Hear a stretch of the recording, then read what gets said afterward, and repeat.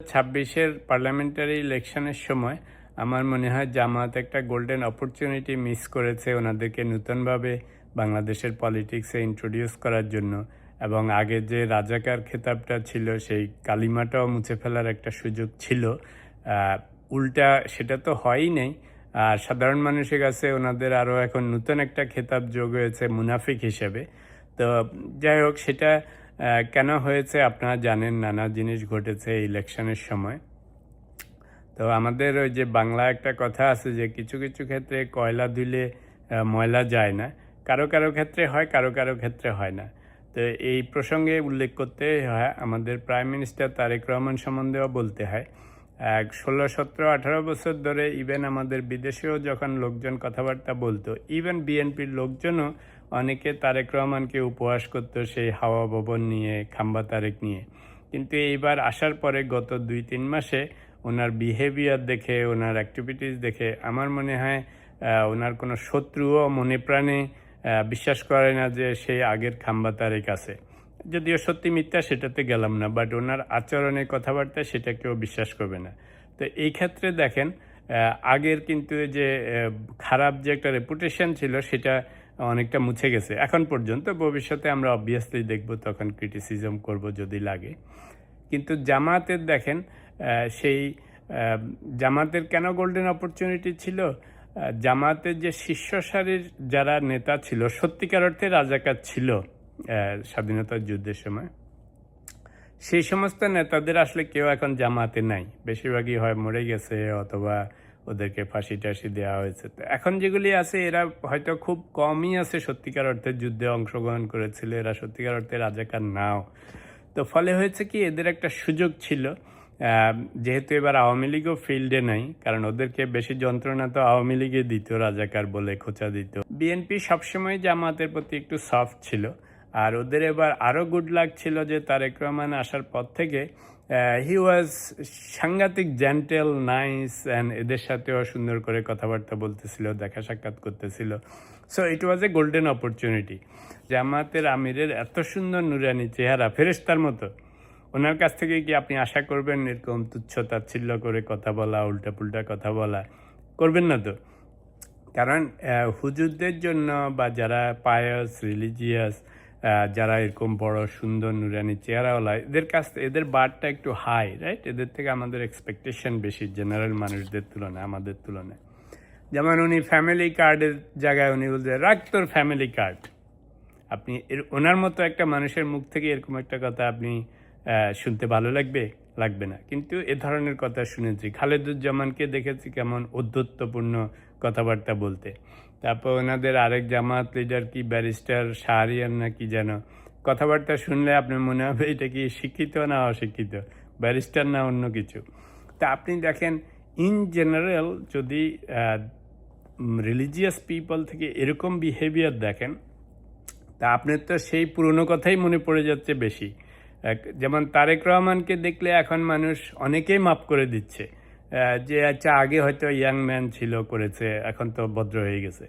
জামায়াতও যদি এবার ইলেকশনে জিতুক বা না জিতুক, কিন্তু যদি বিহেভিয়ার সুন্দর হইতো, কথাবার্তা সুন্দর হইতো, যেখানেই যাচ্ছে মানুষের একেবারে প্রাণ কেড়ে নিত, তাহলে কিন্তু মানুষ সেই পুরনো জিনিস অনেক ভুলে যেত। আরেকটা প্রসঙ্গত জিনিস আমি উল্লেখ করতেই চাই, হাদি প্রসঙ্গে। হাদি ছেলেটাকে আমারও খুব ভালো লাগতো, সুন্দর কথাবার্তা, ভালো। কিন্তু একটা জিনিস স্বীকার করবেন, বাংলাদেশে আমাদের যত শিক্ষিত লোকজন আছে, ইউনিভার্সিটিতে পড়া, হাইলি এডুকেটেড, এদের কাছ থেকে আপনি একটু কিছুটা হইলেও ভদ্রতা, নম্রতা, সভ্যতা আশা করবেন, রাইট?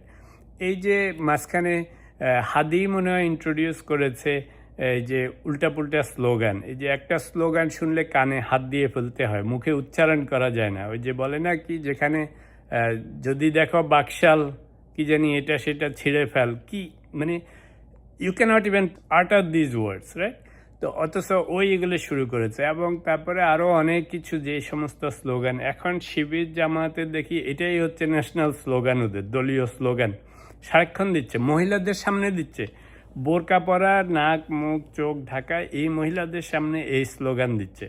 এখন যদি এগেইন বুকে হাত দিয়ে বলেন আপনি জামায়াত করেন, শিবির করেন, এনসিপি করেন, কিন্তু আপনি যদি আমাদের মতো নর্মাল পিপল হন, এরকম স্লোগান আপনার পছন্দ হবে, আপনার বউয়ের সামনে, ঘরের সামনে, ফ্যামিলির সামনে আপনি বলতে পারবেন এরকম স্লোগান? এত বাজে স্লোগান, এটা তো বাংলাদেশি স্ট্যান্ডার্ডে যায় না।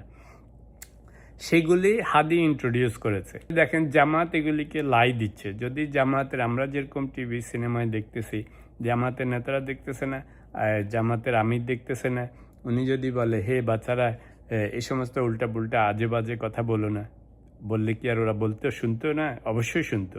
ইন্ডিয়া নিয়ে একটা জিনিস সারাক্ষণ ধরেন, এই যে জামাত, এনসিপি, শিবির, ওই যে দিল্লি না ঢাকা, দিল্লি না ঢাকা, এবং হাসিনাদের আমলে ফর হোয়াট এভার রিজন ওরা দিল্লির সাথে বা ইন্ডিয়ার সাথে এত বেশি মাখামাখি করেছে।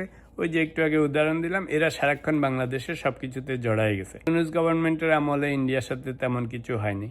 তারেক রহমানরা এসে সম্পর্ক কিছুটা নর্মালাইজ করতেছে, কিন্তু ইটস এ বিজনেস রিলেশনশিপ। আপনার নেইবারের সাথে বিজনেস রিলেশনশিপ থাকবে, দিল্লির সাথেও বিজনেস রিলেশনশিপ থাকবে। আপনি মাখামাখি না করলেই হবে। তো সেই জন্য দিল্লি না ঢাকা, দিল্লি না ঢাকা এসব ফালতু স্লোগান দিয়ে খামাখা রাস্তা গরম করেও লাভ নেই।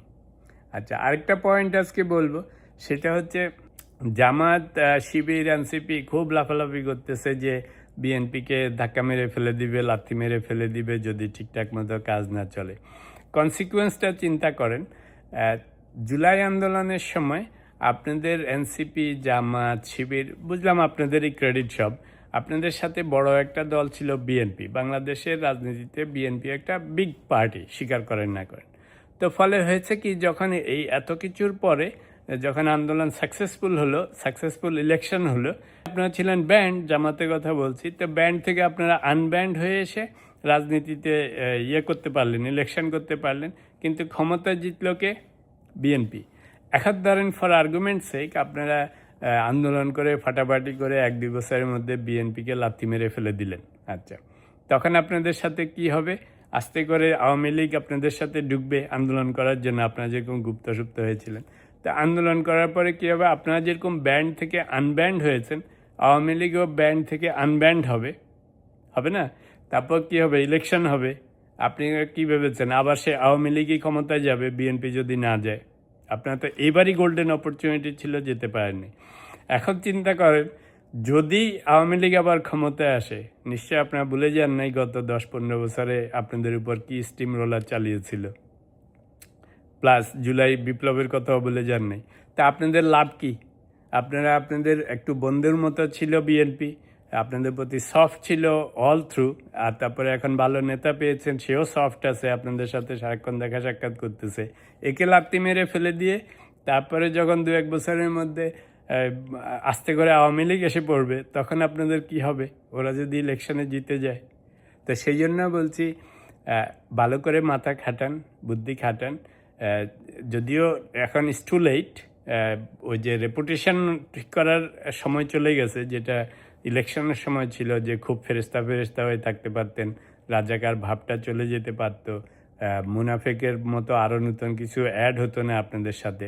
তো সেই সুযোগ তো চলে গেছে, কিন্তু এখন একটা সুযোগ আছে, আগামী 4 বছর 5 বছর বিএনপি গভর্নমেন্টের সাথে সুন্দর করে থাকেন, ভালোভাবে আপনাদের বিরোধী দলের দায়িত্ব পালন করেন, রাস্তায়, মাঠে, ঘাটে, সংসদে, সব জায়গায় আন্দোলন করেন, কিন্তু এই সমস্ত আপনাদের এ টিম, বি টিম, সি টিমকে বলেন আজে বাজে কথা উচ্চারণ না করতে, আজে বাজে স্লোগান না দিতে, কারণ এগুলি আপনাদেরই রেপুটেশন নষ্ট হচ্ছে। ওরা যা কিছু বলে সেগুলি সব আপনাদের ঘাড়ে এসে পড়ে। স্ট্রং বিরোধী দলই হন, বিএনপিকে কঠিনভাবে এই চেক অ্যান্ড ব্যালেন্সে রাখেন, বিপ্লব হবে, বিএনপি ক্ষমতার থেকে পড়বে, আওয়ামী লীগ ব্যান্ড থেকে আনব্যান্ড হবে আপনাদের মধ্যে, আবার নির্বাচন হবে, আবার আওয়ামী লীগে আসবে যদি বিএনপি না থাকে মাঠে।